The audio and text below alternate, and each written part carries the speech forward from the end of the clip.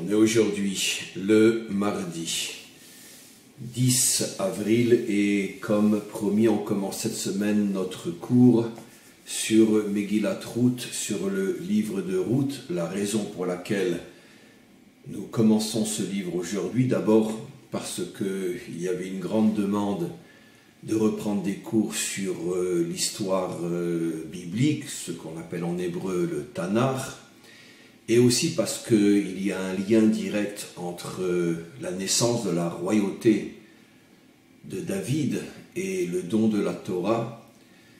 D'abord un lien comme notre tradition le rapporte parce que le roi David lui-même a quitté ce monde le jour de Shavuot. Et comme on le sait, le jour où un homme, surtout un homme de cette dimension, quitte ce monde, c'est le jour où d'une certaine manière est réalisé dans toute sa lumière, dans toute sa puissance, la mission qui lui avait été confiée sur terre. Et si justement il décède le jour du don de la Torah, c'est pour nous faire comprendre quelle était sa mission et qu'effectivement elle a été réalisée. Sa mission était, comme je l'ai expliqué de très nombreuses fois, de rattacher, de réunifier la Malchut et la Torah, c'est-à-dire le monde d'en bas et le monde d'en haut, l'action de l'homme et le projet divin. D'ailleurs, exactement dans le même esprit que ce qui a été dit cette semaine, d'une manière tout à fait providentielle. Le roi incarne l'action, le roi incarne la force, incarne la puissance, incarne ce qu'il y a de plus fort dans la mise en évidence de l'homme et de ses capacités, puisqu'il dispose de moyens inimaginables. Et généralement, et ça va être le modèle durant toute l'histoire, les hommes forts se déconnectent complètement de la source et du projet, précisément parce qu'ils sont forts. Ils ne peuvent en aucun cas accepter de se soumettre à une direction qui n'est pas celle qu'eux-mêmes produisent et veulent réaliser. Et depuis pratiquement l'origine de l'histoire humaine, la Malchut a toujours été déconnectée de la Torah. Le monde a toujours été divisé en deux grandes catégories, avec toutes les nuances bien évidemment. Ceux qui suivent le maître du monde, mais qui n'ont pratiquement aucune force, aucun pouvoir, et ceux qui refusent le maître du monde et qui ont la force, qui ont le pouvoir. Ce message extraordinaire que l'on comprend dans le fait que David termine son travail sur terre le jour du don de la Torah, c'est bien pour nous faire comprendre justement qu'il a commencé à réaliser le véritable projet divin, la réunion, la réunification du monde d'en bas et du monde de l'homme, et du monde d'en haut, pardon, de l'homme fort, mais malgré tout accompagné par le projet divin. Que le projet divin ne soit pas uniquement entre les mains des faibles, que la force ne soit pas seulement et uniquement dans les mains de ceux qui nient l'existence de Dieu, mais que la force et le projet se réunifient. Et c'est ça, d'une certaine manière, le véritable projet messianique, le véritable but de la venue du Mashiach, qui terminera ce qui aura été commencé par le roi David, qui aura été le premier homme à commencer véritablement à réunifier la Malchut et la Torah. Donc, c'est la raison pour laquelle on va rentrer dans l'histoire, pas du roi David, mais l'origine de cette lignée qui commence avec Ruth. Aujourd'hui, on va simplement se contenter d'une introduction.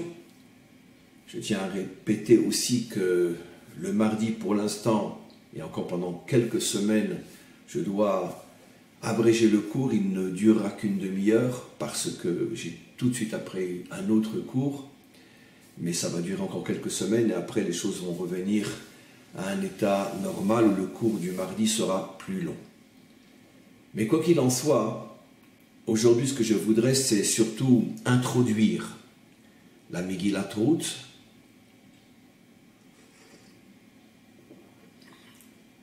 avec une réflexion qui d'ailleurs est sous-entendue dans ce que je viens de dire au début de ce cours, mais une réflexion que j'ai déjà rapportée de nombreuses fois devant vous, que je voudrais redire aujourd'hui, réexprimer aujourd'hui, parce qu'elle est très importante.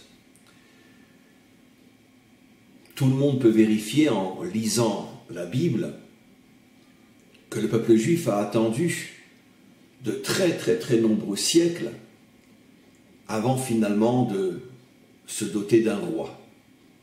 Le premier n'a pas été David, Shaoul, son règne n'a pas duré longtemps, quelques années, et tout de suite après a commencé la véritable lignée davidienne, David, son fils.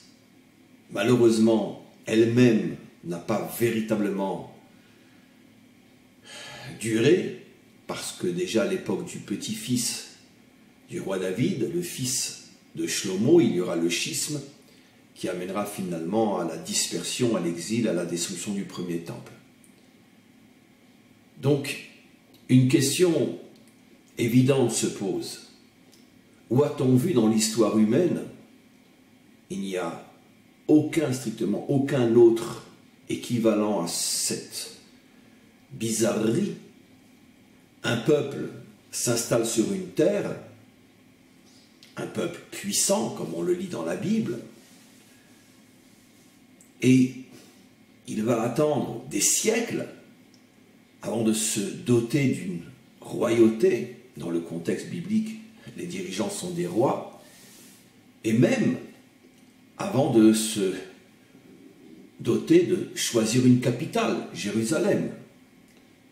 Pendant des siècles, Israël fonctionne avec des gouvernements provisoires qui changent les uns après les autres, sans capitale, sans lieu où véritablement il y a un gouvernement réel autour duquel tourne tout le développement de la nation.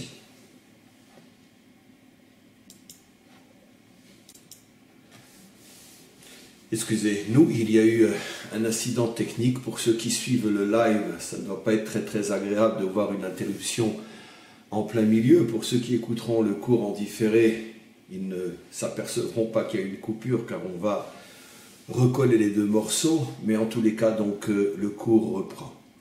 J'étais donc en train d'expliquer que l'histoire d'Israël échappe complètement à tous les critères connus dans l'histoire des peuples, en ce sens que Israël apparemment n'a aucune raison de refuser de se choisir une capitale et d'y installer un véritable gouvernement, comme tous les autres peuples.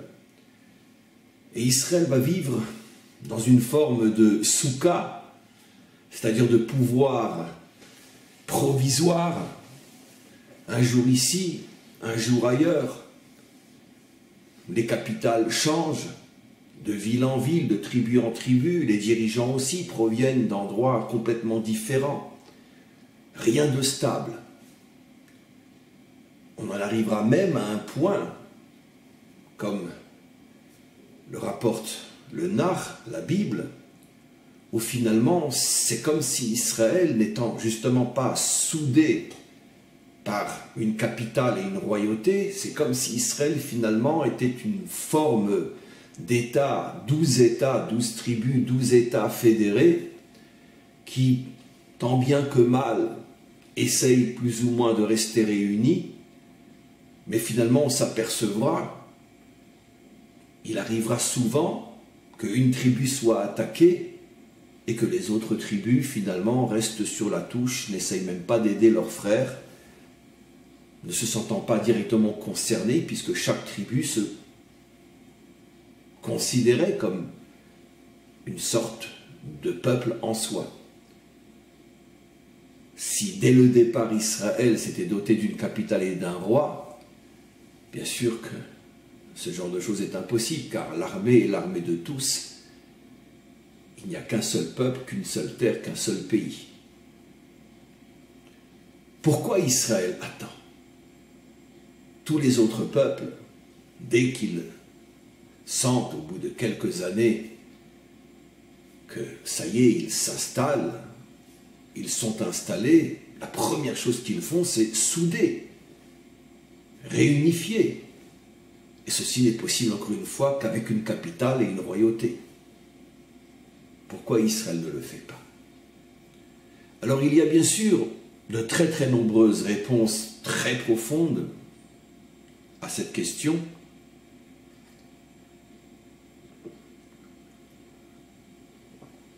Celle qui nous intéresse dans le cadre de ce cours est la suivante. Parce que justement, Israël, du moins à l'époque biblique, était encore profondément conscient de la mission qui lui incombait, qui était la mission contenue dans le don de la Torah, c'est-à-dire le projet divin. Cette mission était précisément, comme on l'a dit au début de ce cours, cette mission était précisément de réunifier le monde. La capitale qui réunit et unit tous les membres d'une nation, le pouvoir qui unit et réunit tous les citoyens d'une nation, n'est que le microcosme d'une réunification beaucoup plus profonde, beaucoup plus importante, dont la réunification terrestre n'est que le miroir, l'incarnation. La véritable réunification doit être le monde autour de son véritable roi qui est le maître du monde, dont la capitale de la terre tout entière, dans le cadre de cette réunification de l'humanité tout entière autour de son roi, la capitale est bien sûr Jérusalem. Le peuple juif, en acceptant la Torah, a reçu comme mission de ramener l'humanité tout entière à l'acceptation de cette royauté, d'accepter que la terre d'Israël et Jérusalem soient la capitale de cette royauté, et qu'à partir de Jérusalem, cette royauté rayonne dans le monde entier. Et la royauté d'Israël, la royauté terrestre, n'est que le reflet, n'est que l'image terrestre de cette véritable royauté qui est celle du Maître du monde. Dans l'esprit de la Torah authentique, le roi d'en bas n'est crédible que si lui-même arrive à réunifier la création tout entière autour de son Créateur. Sinon, il ne mérite pas le statut de roi. Dans l'esprit de la Torah authentique, le roi n'est pas uniquement un dirigeant, même un bon dirigeant, même un excellent dirigeant. Le roi est celui qui travaille dans le sens de cette réunification du monde autour du Maître du monde. Et c'est la raison, une fois qu'on a bien compris l'esprit de la royauté à l'intérieur du peuple juif, c'est la raison pour laquelle Israël ne se précipite pas à se doter d'un roi et d'une capitale dès son entrée en terre d'Israël, parce qu'Israël sait qu'il n'est pas encore prêt et il n'a aucune envie d'être et de faire ce que les autres font. Les autres se dotent d'une capitale et d'un roi à peine arrivés sur la terre où ils veulent fonder leur civilisation, mais parce que les autres n'ont pas d'autre mission que d'exister pour eux-mêmes en tant que peuple. Et un peuple ne peut pas exister sans capitale, sans pouvoir, sans force réunificatrice, sans force centrale, sans centre de gravité. Mais Israël sait que depuis qu'il a reçu la Torah, il a complètement été exclu de l'histoire des peuples en général pour avancer dans un projet très différent qui n'est pas le projet des peuples en général, mais le projet divin. Et le projet divin, comme on l'a expliqué, c'est de se dévoiler en tant que roi sur la terre au milieu des 70 peuples. Et donc Israël refuse de se précipiter et de se nommer un roi parce que ça aurait fait de lui un peuple comme les autres. Justement, cette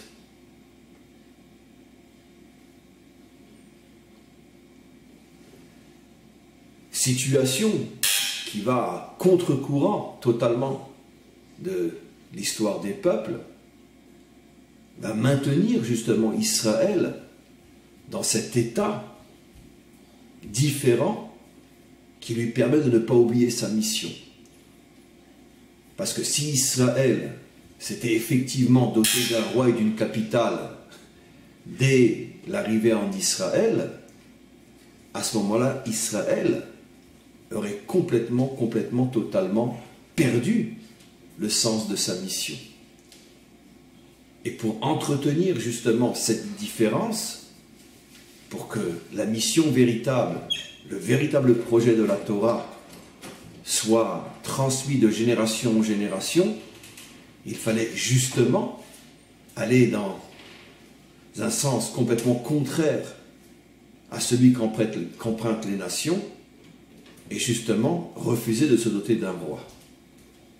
Seulement et uniquement lorsque Israël a commencé à sentir, après des siècles, qu'il avait bien intégré la Torah, c'est-à-dire son véritable projet, la réunification du monde autour du maître du monde, seulement à ce moment-là, Israël a commencé à parler de royauté et à chercher à se doter d'un roi, dont le premier véritable roi, peut-être le seul vrai roi de toute l'histoire d'Israël, le vrai modèle sera le roi David, modèle qui ne durera pas longtemps, qui très vite va redisparaître et ressurgira, et cette fois-ci pour l'éternité, avec la vue du Mashiach.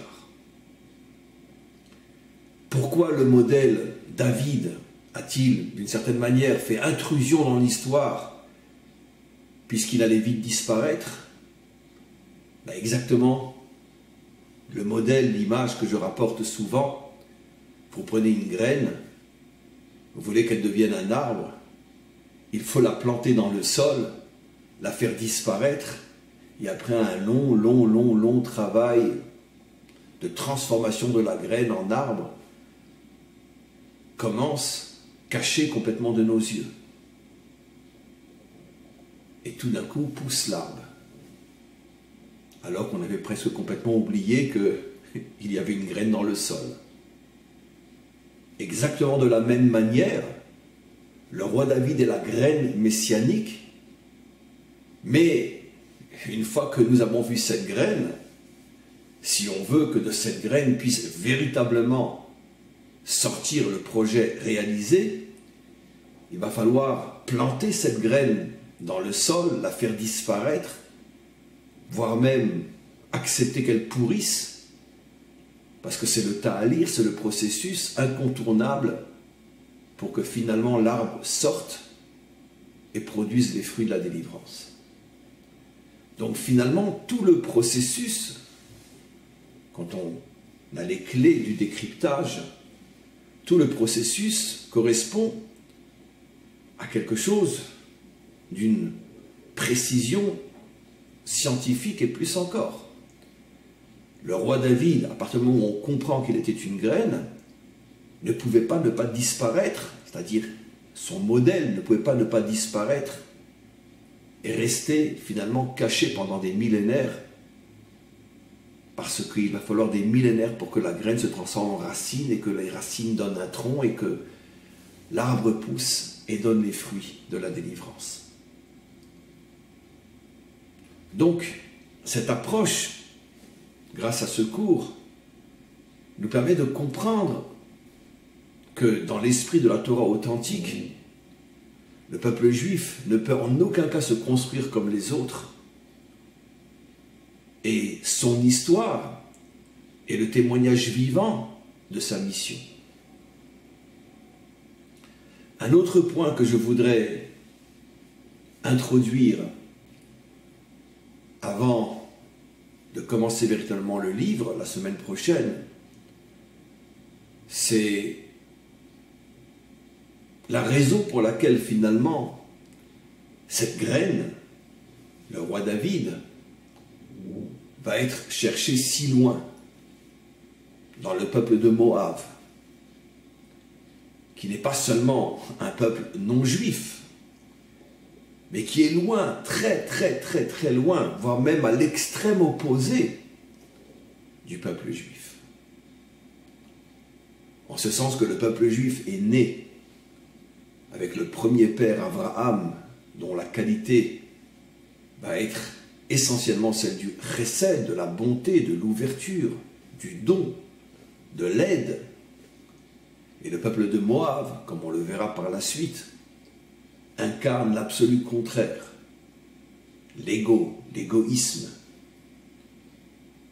le refus absolu d'aider, de venir en aide. Chez Moab, le refus d'aider l'autre est presque un culte, c'est une idéologie. En vérité, ce culte, cette idéologie, est né à Sdom, à l'époque d'Abraham. Sdom, justement, incarnait cette civilisation, cette idéologie qui condamnait à mort ceux qui venaient en aide à celui qui était dans le besoin. Aussi fou que cela puisse paraître, cette idéologie était fondée sur des valeurs complètement fausses, mais des valeurs qui disaient que finalement celui qui est pauvre, celui qui est malheureux, c'est qu'il le mérite, il est puni. Et donc s'il n'a pas la santé, s'il n'a pas la force, s'il n'a pas l'argent, c'est qu'il est puni par les dieux. Et venir l'aider, c'est comme si finalement on se révoltait contre la décision et le décret des dieux. Et celui qui se révolte contre les dieux mérite la mort. Donc on condamnait à mort celui qui donnait du pain à quelqu'un qui avait faim. Comment oses-tu aller contre le décret divin? Si cet homme a faim, c'est que certainement il a fauté.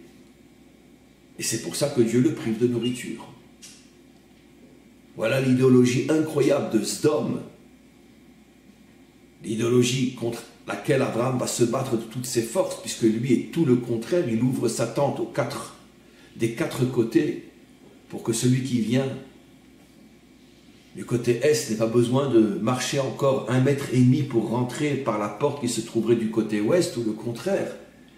Même ce 1,5 mètre, Abraham veut lui éviter pour que directement il rentre et puisse s'asseoir et manger. Mais Moab est né à Sdom, né de la culture et de l'idéologie de Sdom. Puis comme on le verra encore la semaine prochaine, Moab vient de l'union entre Lot et sa fille aînée, et les deux avaient choisi de vivre à Sdom, avaient choisi d'épouser l'idéologie sdomite, qui est que finalement le riche, le fort, est celui qui est béni des dieux, et celui qui n'a rien, et celui qui est rejeté. Et si tu aimes ton Dieu, respecte ses décisions. Ne viens pas en aide à un renégat, car s'il n'était pas un renégat, il ne manquerait pas de pain. Une idéologie d'une perversion inimaginable, mais qui est le modèle de toutes les idéologies perverses qui vont traverser l'histoire, où finalement on se sert d'idées qui en soi peuvent être acceptées, mais on s'en sert pour créé des civilisations, des idéologies qui sont d'une perversité, d'une cruauté, d'une méchanceté et qui sont l'expression la plus abominable du mensonge. Donc ce peuple Moab, le premier enfant Moab, qui naît de l'union entre deux Sdomites, Lot et sa fille, ce peuple portera durant toute son histoire ce culte de l'ego, cette consacration à l'égoïsme, cette haine du pauvre, cette haine de celui qui demande, qui a besoin, le culte de la force, le culte du pouvoir. Et c'est précisément de cet endroit-là que va sortir celle qui deviendra la mère fondatrice de la royauté d'Israël. Alors évidemment, c'est fou, c'est incompréhensible. Là encore, on se retrouve avec le même genre de questions que celle que j'ai posée tout à l'heure. Comment se fait-il que le peuple juif ne s'est pas doté d'un roi dès le départ? Une fois qu'on a apporté la réponse, on comprend qu'il n'y avait pas d'autre possibilité. Là aussi, le même genre de questions. Mais qu'est-ce qu'Israël va aller chercher? Pourquoi la Providence va-t-elle chercher si loin, dans l'extrême absolu contraire de la nature d'Israël? Pourquoi c'est justement là-bas qu'on va chercher la royauté? Alors, première réponse aujourd'hui, on continuera dans le prochain cours, parce que justement, précisément et justement, l'une des fonctions essentielles de la royauté, dans sa capacité réunificatrice, de tout ramener, c'est justement de croire, de savoir, de comprendre et de révéler que même dans l'obscurité la plus totale se cachent des étincelles de lumière. Et que donc tout, d'une certaine manière, peut être récupéré par l'intermédiaire de ces étincelles. C'est vrai, ce n'est pas tout le peuple de Moab qui a été récupéré. Mais Ruth, étant une Moabite, et de plus, comme on le verra, étant la fille du roi de Moab, le roi Églon, elle porte en elle, d'une certaine manière, toutes les énergies, toutes les identités de son peuple, et son retour est d'une certaine manière celui de la nation tout entière. Ce n'est pas qu'une simple citoyenne, c'est la fille du roi. Et donc, encore une fois, elle porte en elle l'identité moabite. Et en étant récupérée, c'est l'obscurité qui est récupérée, l'obscurité qui se transforme en lumière. Et ça, c'est l'un des points forts de la royauté authentique. C'est l'un des points forts du projet messianique. C'est l'essence même de la délivrance finale, où le Mashiach révélera que partout dans le monde, partout dans le mensonge, partout dans l'obscurité, se cachent des étincelles de lumière, et en les récupérant, tu récupères d'une certaine manière l'humanité tout entière. Et c'est la raison pour laquelle la royauté de David se construira à partir d'une étincelle de lumière qui était enfouie au plus profond de l'obscurité, à l'extrême opposé de la nature et de l'essence d'Israël, le peuple de Moab. On va s'arrêter là pour aujourd'hui. Il y a déjà beaucoup de choses à écouter, réécouter, à méditer, et on continuera dans le prochain cours.